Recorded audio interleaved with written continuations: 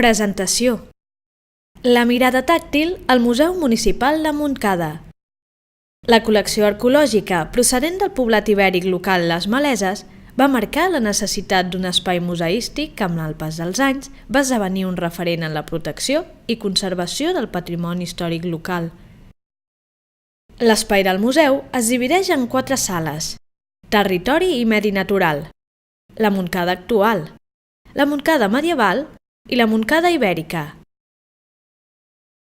Us convidem a una descoberta del territori i l'orografia del municipi de Montcada i Reixac, summament determinant per al desenvolupament històric del poble, del qual donen testimoni els recursos i peces exposades als moments àlgids de la història de Montcada, sobretot les èpoques ibèriques i medievals.